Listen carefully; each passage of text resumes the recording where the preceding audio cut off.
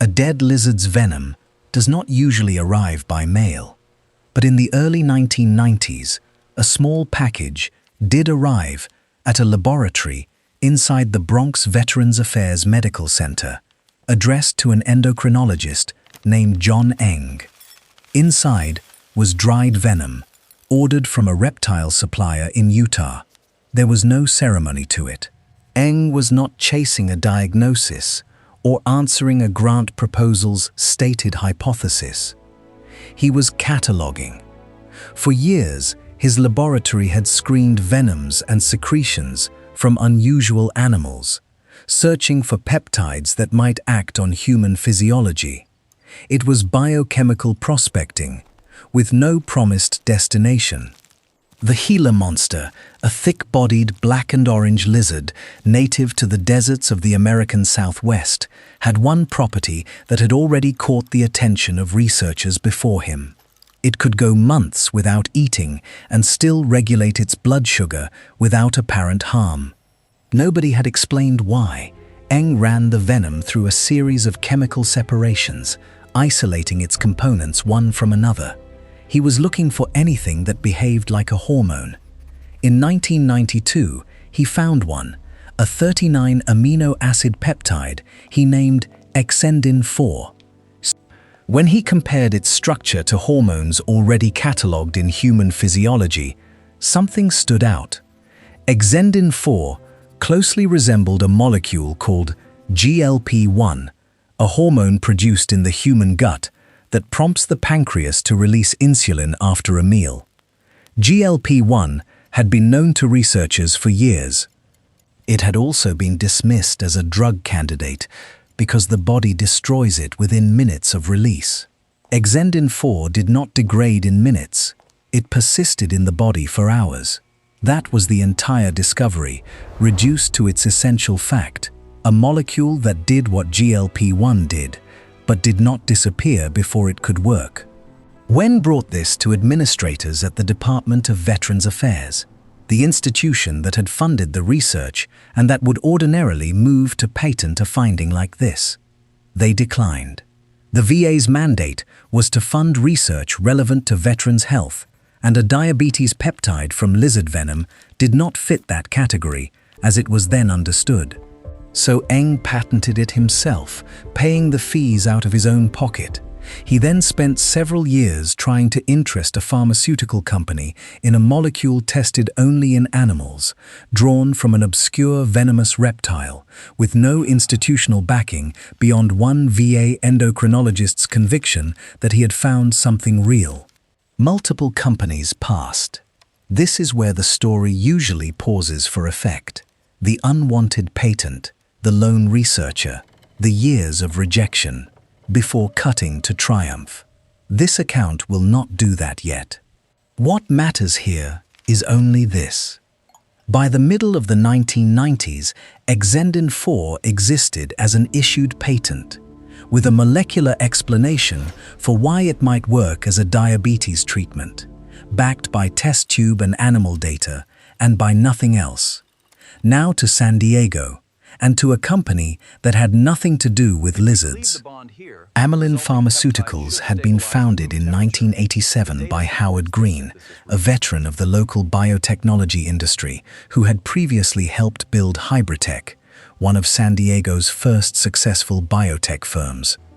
Amylin's founding premise centered on a different hormone entirely. Amylin, a peptide co-secreted with insulin from the pancreas, discovered by researchers at Oxford that same year. The company's scientific bet, from its inception, was that a synthetic version of amylin, eventually named pramlintide, could improve glucose control in diabetics by working alongside insulin rather than replacing it. This was the company's entire reason for existing. Amylin went public in 1992. For years afterward, it operated the way most single-asset biotechnology companies of that era did. It burned cash, it reported losses, and its stock price tracked almost entirely on incremental news about pramlintide's progress through preclinical and then human trials. In 1995, the company secured a worldwide collaboration agreement with Johnson & Johnson through its LifeScan subsidiary to help fund and commercialize pramlintide. The deal briefly restored investor confidence and gave Amylin a partner with resources a small biotech lacked on its own. By the middle of the decade, pramlintide was moving through phase 3 trials, the last stage of testing before a company can ask regulators for approval. It was not yet approved. It would not be approved for several more years, and nobody at Amylin in 1996 knew what shape that process would eventually take, or whether it would succeed at all. This was the company's position when, at the American Diabetes Association's annual scientific meeting in the summer of 1996, an Amylin scientist named Andrew Young encountered John Eng's work on exendin-four. The exact content of that first exchange is not fully documented in the public record. What followed is, Young brought Eng's findings back to Amylin's leadership. Within weeks, the company had invited Eng to San Diego to discuss the compound directly. According to accounts from company scientists given years later, Amylin's team had already done additional work of its own by the time he arrived, filing patent applications on properties of the molecule that complemented Eng's original intellectual property. Amylin's chief operating officer at the time, Dan Bradbury, would later describe this as part of what drew Eng to the smaller company rather than to Eli Lilly, which was reportedly circling the same molecule. The sense, as Bradbury framed it, was that Amylin's scientists were not simply acquiring a patent, they were prepared to work on it. In October of 1996, Amylin's board committed the company to an exclusive patent license from John Eng. The deal covered exendin-four and a related compound, exendin-three, along with rights to glucagon-like peptide itself. The company's own year-end regulatory filing, submitted to the Securities and Exchange Commission for fiscal year 1996, records the transaction in language notable mainly for how little drama it contains. The filing states that the company had acquired exclusive rights to patents and patent applications relating to exendin, described as a newly discovered compound derived from the venom of the Gila monster lizard, and that the company planned to evaluate it alongside GLP-one as a potential treatment for diabetes. A licensing agreement is not a decision made in isolation. It is a decision made against a set of alternatives, and at Amylin's board level in the fall of 1996, those alternatives were real enough that the choice to proceed was not the only path available. The first alternative was simply to decline. Amylin could have concluded, reasonably, that a single-asset company with one drug candidate still working through phase 3 trials had no business adding a second, unrelated program. Pramlintide already consumed the bulk of the company's scientific and financial attention. Every dollar spent evaluating a lizard-derived peptide was a dollar not spent pushing the company's actual product toward approval. This was not a fringe position. It was, in fact, the default posture of most biotechnology companies of the era, which tended to survive or fail on the strength of a single program rather than a portfolio. The second alternative was to pursue the same scientific territory, but through internal discovery rather than external licensing. Amylin employed its own peptide chemists. The company could have directed its own laboratories to search for GLP-one analogues or related incretin compounds, rather than acquiring rights to a molecule discovered by an outside researcher it had known for only a matter of weeks. This path carried the appeal of full ownership and no licensing terms to negotiate, but it carried a corresponding cost in time. Eng had already spent years isolating, characterizing, and testing exendin-four. An internal program starting from nothing would have needed to replicate that work before it could even reach the point Eng had already reached. The third alternative was to wait. Eng had been shopping his patent to larger pharmaceutical companies for years by the time Amylin scientists encountered his work in the summer of 1996. If those larger companies had continued to pass, there was a plausible future in which Amylin could have watched from a distance, let another firm carry the early clinical risk, and move to partner or acquire the asset later, once human safety data existed and the science was no longer speculative. This was a lower-risk path in the narrow sense that it avoided committing capital to an unproven compound. It also meant surrendering the economics that come with being first. And there was a specific version of this third alternative that Amylin's leadership could see taking shape in real time. Eli Lilly, a company with vastly more resources than Amylin, was reportedly also circling exendin-four. If Lilly moved first and secured the license, Amylin would have lost the opportunity entirely, not merely delayed it. Waiting, in this scenario, did not guarantee a later entry point. It risked no entry point at all. Weighed against these alternatives, licensing the patent immediately, before any human trial had been run, carried the clearest risk profile of the four options. It committed real money to patent prosecution and further characterization work on a molecule whose only evidence of efficacy came from animal models and laboratory assays. Nothing about how exendin-four would behave in a human body was yet known. Nothing about whether it could be manufactured at pharmaceutical scale as a 39 amino acid peptide rather than a small molecule had been demonstrated.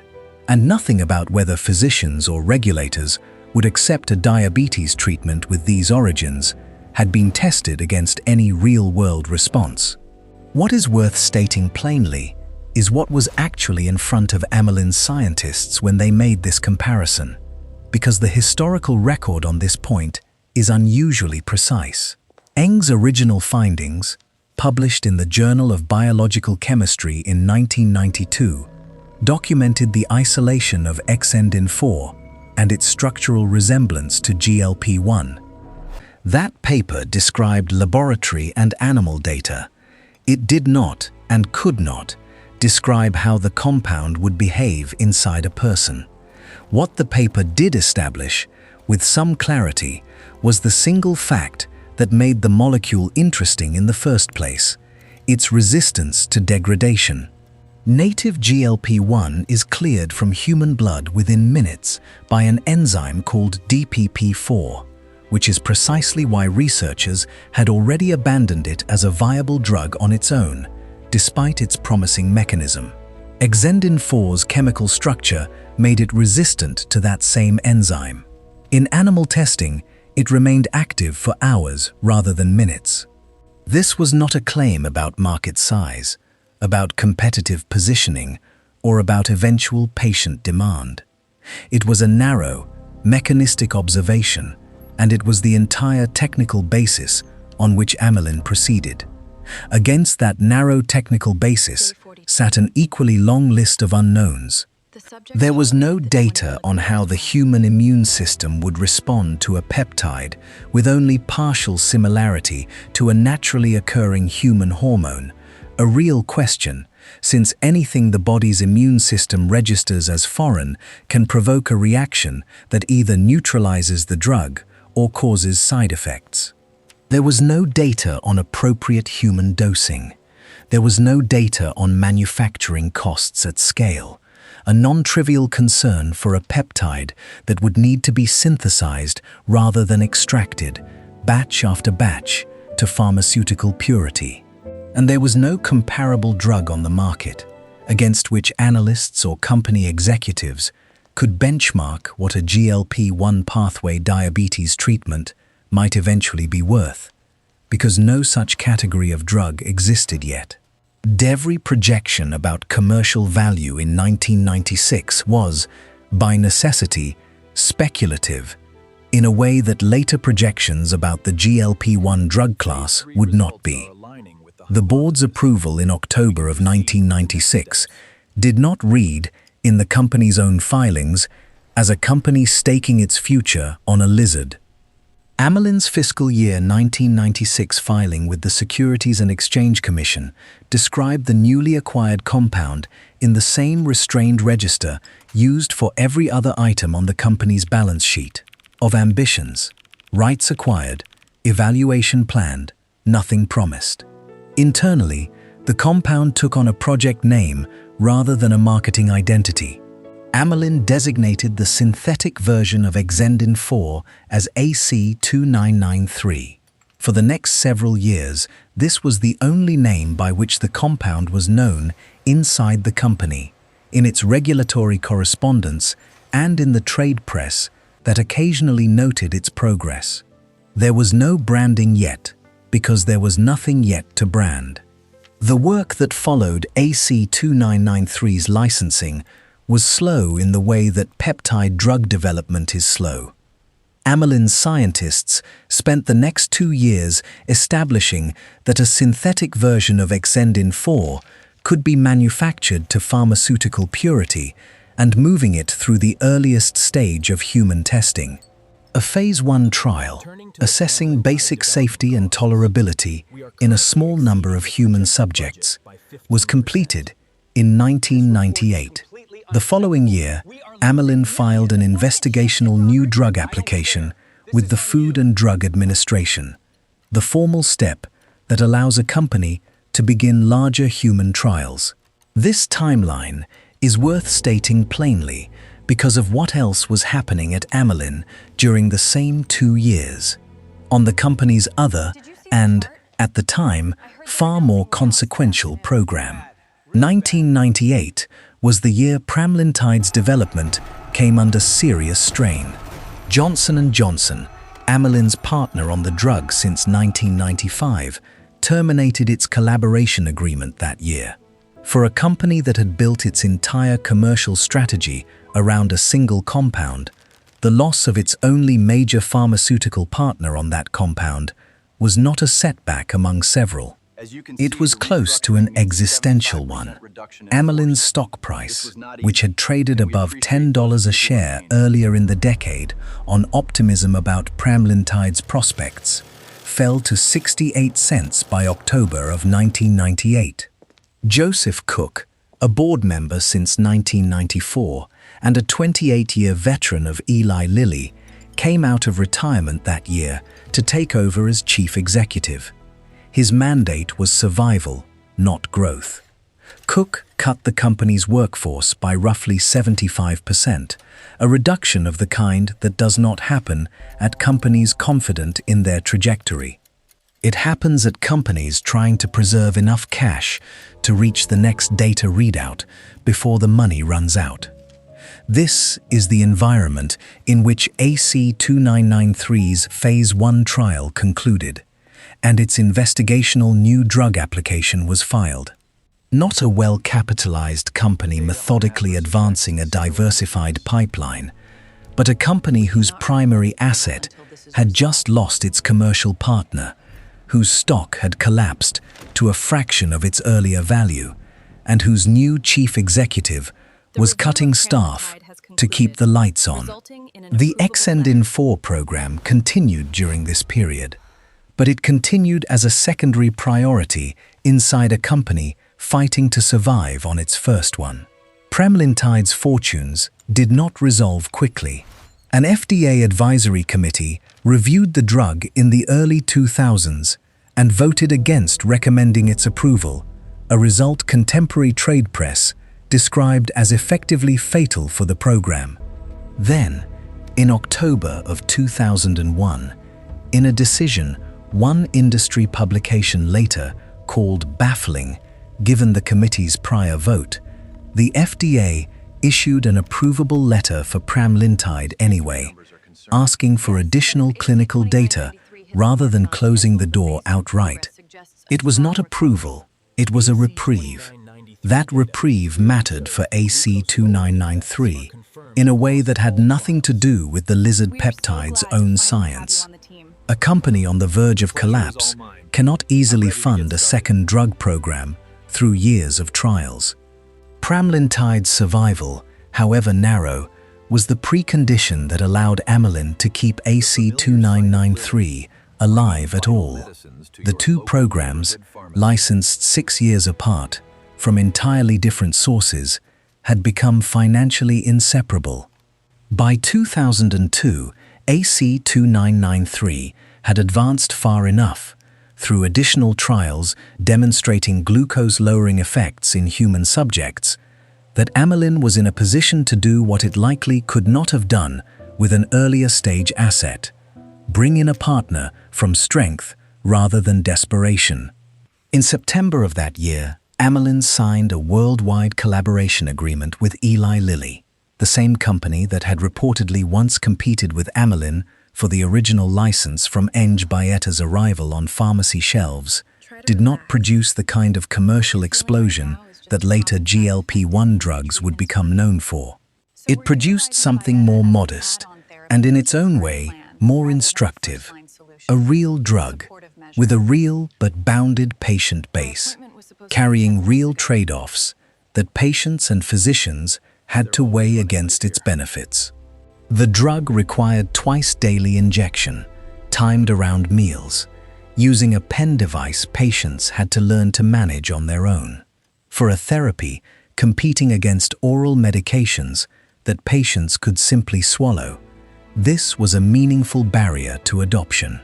Gastrointestinal side effects, principally nausea, were common enough in clinical use that they shaped how physicians positioned the drug, typically as an add-on for patients whose blood sugar remained uncontrolled on metformin or a sulfonylurea, rather than as a first-line treatment. Over the life of the Amylin-Lilly partnership, Byetta and its follow-on formulation reached roughly 1.8 million patients worldwide, according to figures the companies cited when their collaboration eventually ended. That is a substantial number for a first-in-class drug. It is not the scale that would later define the GLP-1 category once weight loss, rather than glucose control alone, became the headline indication. A once-weekly version, Byetta, followed the original twice-daily formulation, submitted for approval in the early 2010s, and designed to address the dosing burden that had limited Byetta's convenience. Its development reflected an industry-wide pattern that would repeat across the GLP-1 class in later years. The first approved version of a mechanism is rarely the most convenient one, and subsequent formulations exist largely to solve the dosing problem the original drug could not.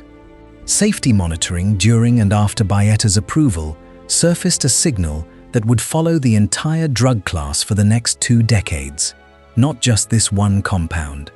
In rodent studies, GLP-1 receptor agonists were associated with thyroid C-cell tumors, a finding that had not emerged and could not have emerged from the animal and laboratory data available to Amylin scientists back in the mid-1990s.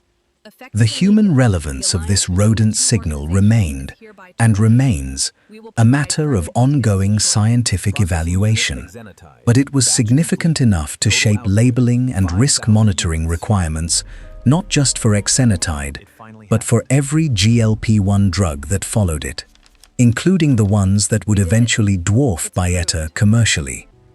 The partnership between Amylin and Lilly, which had provided the capital and infrastructure to carry the drug through late-stage trials and into the market, did not end quietly.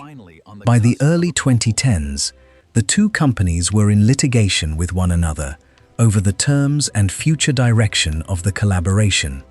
In 2011, they announced a mutual, negotiated end to the alliance, transferring full responsibility for exenatide's global development and commercialization to Amylin alone, with the transition completed across different markets by the end of 2012.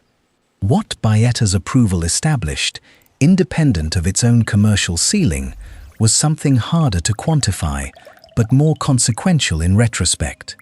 Proof that a drug acting on the GLP-1 receptor pathway could be manufactured, dosed, and used safely enough in humans to win regulatory approval. Before 2005, this was a theoretical proposition supported by animal data.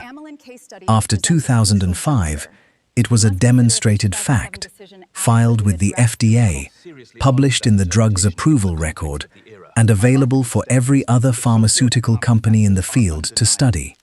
Novo Nordisk took a different chemical route to the same receptor. Rather than working from the Gila monster peptide directly, as Amylin had, Novo's scientists modified the human GLP-1 molecule itself, attaching a fatty acid side chain and making targeted substitutions to slow its breakdown in the body. The result? A compound called liraglutide shared roughly 97% of its structure with native human GLP-1, a meaningfully closer resemblance to the body's own hormone than exenotide's lizard-derived structure ever had.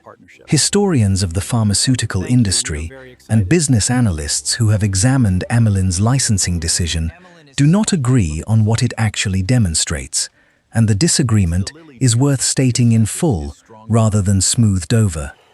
One reading treats the decision as a model of disciplined, appropriately sized risk-taking. In this view, Amylin faced a genuine structural problem in 1996. A single-asset company exposed entirely to one drug's regulatory fate, and responded by acquiring option value on a second, scientifically plausible compound at a cost that, relative to the company's overall spending, was modest. The compound came with a credible mechanistic rationale, published in a peer-reviewed journal, rather than speculation alone. Proponents of this reading point to the 2002 Lilly Agreement as the market's own verdict. Once exenotide had cleared enough clinical hurdles to be legible as a real asset, a company with vastly more resources and diligence capacity than Amylin chose to pay $80 million upfront to share in it. That is read as confirmation that the original licensing decision, made under uncertainty, was directionally sound. A second reading is considerably less generous, and it centers on timing rather than science. This view holds that Amylin's survival through the late 1990s had almost nothing to do with the exendin-four program, and almost everything to do with a single, narrow regulatory outcome on pramlintide. The October 2001 approvable letter that one contemporary trade publication described as baffling, arriving 3 months after an FDA advisory committee had voted against the drug. Under this reading, the exendin-four licensing decision was not what saved the company. A discretionary and difficult-to-predict act of regulatory judgment did. Had that approvable letter not arrived, or arrived differently, the AC-2993 program would very plausibly have been abandoned or sold off in the workforce reductions of 1998, alongside 3/4 of Amylin's staff, regardless of how sound the original licensing logic had been. In this account, calling the 1996 decision a well-made bet gives it credit for a survival that depended on a separate and largely uncontrollable event. A third position, distinct from both, shifts the analytical focus away from Amylin's boardroom entirely and onto the institutional structure that put the patent up for licensing in the first place. This reading treats the Department of Veterans Affairs' decision not to patent Eng's discovery and Eng's subsequent multi-year search for a willing licensee as the more analytically interesting sequence of events. Under this view, what the case demonstrates is less about Amylin's judgment and more about a structural feature of how publicly funded research moves, or fails to move, into commercial development. a system in which valuable discoveries can sit unclaimed for years, dependent on an individual researcher's persistence and a small company's willingness to look past an unglamorous origin story, before larger, better resourced institutions take any interest at all. These three readings do not fully contradict one another, and part of what makes this case useful for the analytical question this account is built to ask is that they can all be true simultaneously without collapsing into a single verdict. The licensing decision itself can have been reasonably made, given the information Amylin scientists had in 1996, while also depending for its survival on a fortunate and difficult-to-predict regulatory outcome on an unrelated drug. And the system that produced the opportunity in the first place can have been inefficient, even as the company that eventually capitalized on it acted with reasonable diligence once the opportunity was in front of it. What the decision does not support, under close examination, is the version of the story that treats Amylin's 1996 choice as an act of foresight about a coming pharmaceutical revolution.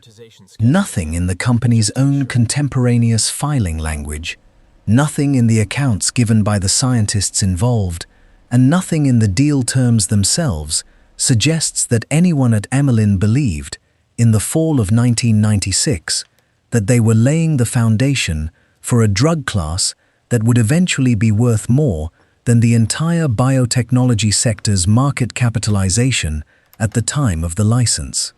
The filing described a compound to be evaluated. That modesty of language was not false humility. It was an accurate reflection of what was actually known. Nor does the case support the opposite conclusion, that the decision was reckless or poorly reasoned simply because Amylin was under financial strain when it was made. The compound came with a specific, testable mechanistic hypothesis.